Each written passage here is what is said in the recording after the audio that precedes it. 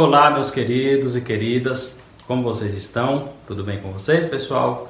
Gente, para quem não me conhece ainda, eu sou o professor de português, Daniel Pereira, e este é o canal Português Fácil, o canal da correção dos PETs e de outras dicas voltadas para a nossa língua portuguesa. Enfim, meus queridos, chegamos então à nossa semana 4, a nossa última atividade desse PET 4, né? Já preparando aí para o PET 5. Certo, pessoal? Então vamos fazer a correção dessa última atividade aqui agora, beleza? Vamos lá?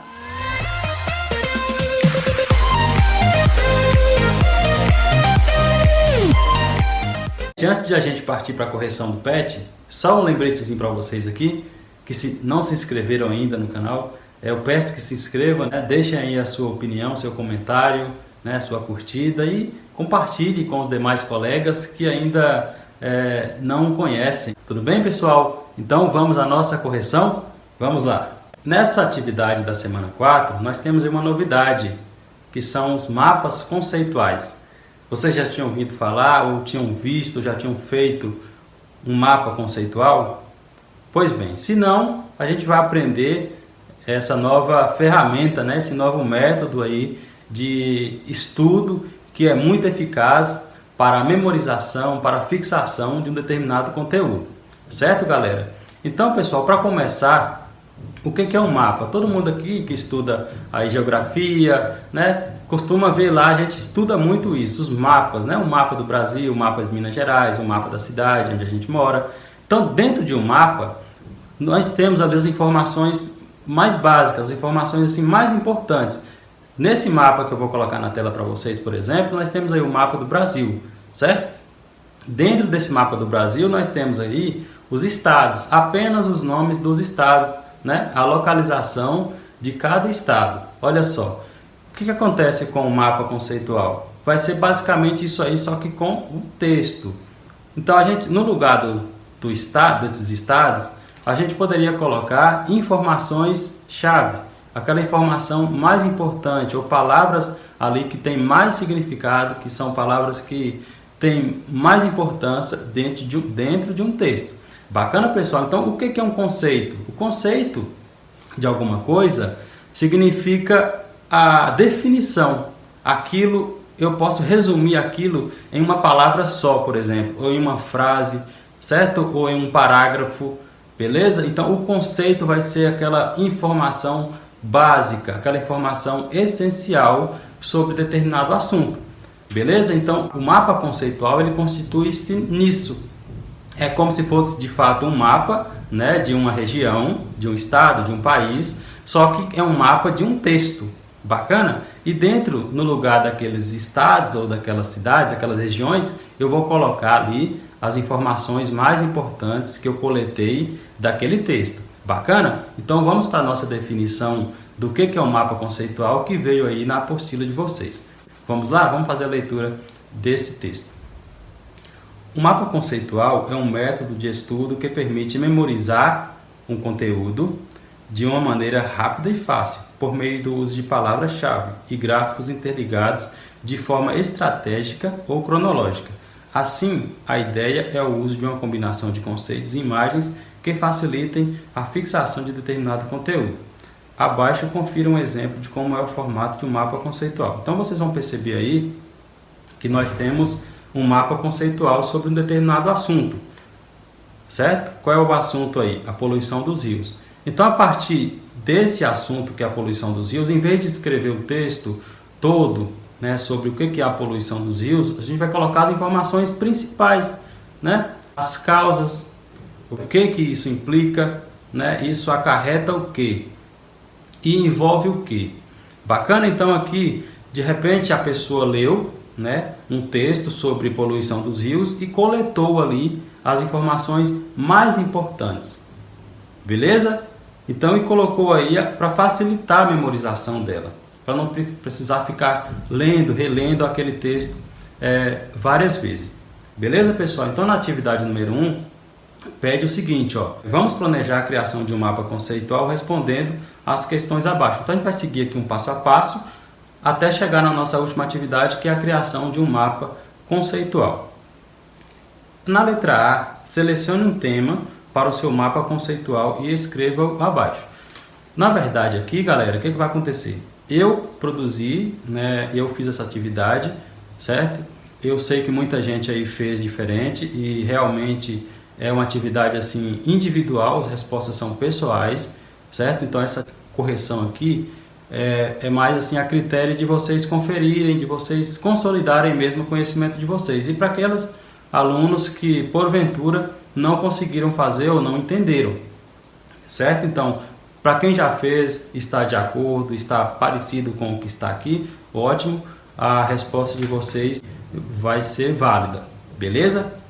Então vamos lá. O que eu fiz aqui? Eu escolhi um tema que infelizmente está muito assim em voga no Brasil, está em alta, que é a questão dos incêndios florestais. Então na letra A eu coloquei aqui o meu tema, certo? Incêndios florestais. Na letra B eu coloquei todas as informações referentes a incêndios florestais, que é como pede a questão aí, ó. Escreva nas linhas abaixo todas as informações que você sabe sobre esse tema. Se precisar, faça uma pesquisa em livros ou revistas. Eu fiz uma pesquisa aqui na internet, tudo bem? Então é o seguinte, quais são as informações que eu sei a respeito disso, que eu descobri a respeito de incêndios florestais? Eu descobri que são grandes queimadas que causam sérios impactos ambientais e sociais onde ocorrem. Eu descobri que ocorrem por causas naturais, mas que a maioria dos casos aí acontece devido à ação imprudente dos seres humanos. Eu descobri também exemplos de como essas ações humanas imprudentes acontecem, como por exemplo, pontas de cigarro jogadas nas beiras de estradas, queimadas irregulares em pequenos terrenos ou quintais particulares, incêndios intencionais, muitas vezes para apropriar-se daquela área queimada, depois, futuramente.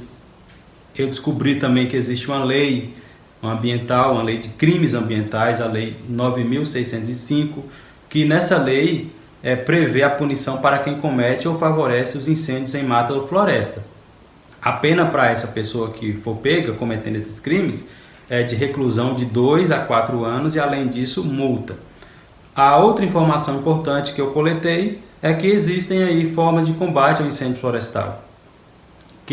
Quais são essas formas? Utilizar informações sobre incêndios anteriores para a prevenção a novos incêndios, realizar trabalhos educativos em comunidades próximas às áreas florestais e orientar sobre a importância das denúncias às autoridades sobre atividades suspeitas. Então, essas são as informações aqui que eu coletei, as informações sobre o meu tema, que são os incêndios florestais.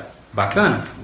Então, seguindo aqui, na questão 2, pede o seguinte, agora organizar, né, as informações, ordenando-as das mais importantes até as menos importantes. Então, para mim, a mais importante, que vem aqui em primeiro lugar, são as causas. Causas naturais, né, que muitas vezes acontecem de fato aí por causas naturais, dependendo da temperatura do ambiente, né, dependendo do tipo de vegetação. E também assim, acontece devido à ação imprudente. É lógico que a maior parte é devido à ação imprudente dos seres humanos. E a outra informação assim, que eu julgo ser também de importância e vem em segundo lugar, que são os exemplos de como isso acontece, né? A maneira como acontece, que são pessoas que jogam, por exemplo, ponta de cigarros nas beiras de estradas, né? As queimadas irregulares, em propriedades particulares. Muitas vezes a pessoa coloca lá um foguinho para queimar um lixo, para queimar um entulho que está ali no quintal, né? Principalmente em zona rural. E esse fogo acaba expandindo e atingindo matas, florestas, beleza? E em terceiro lugar, eu encontrei aqui, eu deixei aqui forma de combate ao incêndio florestal. As formas de combate aí, utilizando informações, né, sobre incêndios que já aconteceram, realização de trabalhos educativos, né, conscientizando as comunidades, as pessoas que moram próximo à floresta, e também falando sobre a importância de denunciar às autoridades se perceber algo irregular, se perceber alguma atitude suspeita ali na floresta. E em penúltimo lugar, eu coloquei aí de informação, né, a lei que nós temos, a Lei de Crimes Ambientais, que prevê essa punição para quem comete os incêndios. E por último, pessoal, eu coloquei aí a definição, o que é incêndio florestal. Porque eu já parto, assim, para mim essa informação ela não é muito importante, ela vem em último lugar porque eu já sei o que é um incêndio florestal. Eu sei que são grandes queimadas e eu sei também que por onde isso acontece, sempre vai causar grandes prejuízos. Beleza? Então, continuando aqui nessa questão 2, pediu para que vocês preenchessem um mapa conceitual. Esse mapa que está aí, já veio no PET de vocês só precisam preencher com as informações que já foram coletadas. No meu caso aqui, o que eu fiz? Eu coloquei aí o tema, né, no centro, que são os incêndios florestais, e dentro desses retângulos aí, eu fui preenchendo com aquelas informações que eu coletei, que é o que pede realmente na questão. Então, no primeiro quadrinho aí eu coloquei as causas, né? No segundo eu coloquei os exemplos de ações humanas, no terceiro as formas de combate ao incêndio florestal, no quarto eu coloquei o combate, né? Nesse que vem logo abaixo aí, o combate, né? Na verdade a lei de crimes ambientais, a punição, né? E a definição que veio por último. Então eu coloquei na mesma sequência ali que eu fiz a atividade anterior. Bacana a questão anterior. Então, vocês percebem que facilita muito a nossa memorização, facilita muito a nossa compreensão, esse tipo de exercício, certo? É uma forma aí de estudar para as provas muito eficaz. Bacana, gente? Então, continuando, nós temos aqui agora um outro texto na atividade 2. Eu vou colocar esse texto na tela para vocês fazerem a releitura e eu volto já com a nossa correção, certo? Com a nossa atividade sobre esse texto aí. O texto, o estudo científico da Lua. Vocês podem fazer a releitura, dar um pause e a gente volta já com a nossa última atividade. Bacana, galera? Muito bem.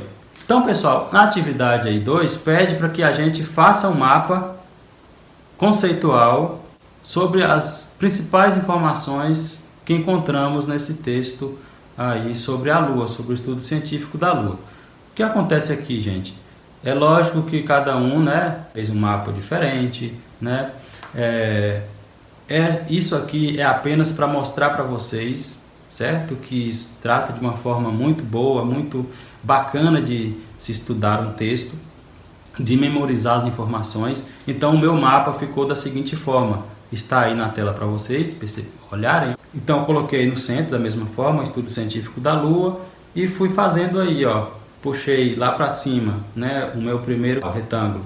Selenografia é a parte da astronomia que estuda a Lua, especialmente seus aspectos físicos, né?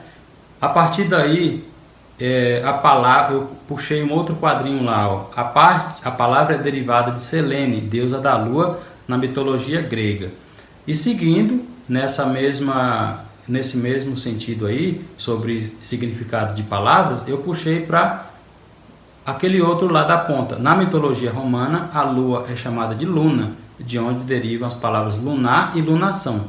Na mitologia dos índios brasileiros, Tupi, a Lua é chamada de Jaci. Foi uma informação assim muito importante, porque nem todos sabem, né, que a nossa cultura também tem uma designação muito diferente aí para a Lua, certo? Da mesma forma que a Lua é chamada, é tratada em outras culturas, em outras tradições, em outros países, aqui no Brasil nós também temos, né, a nossa cultura indígena, a tribo Tupi,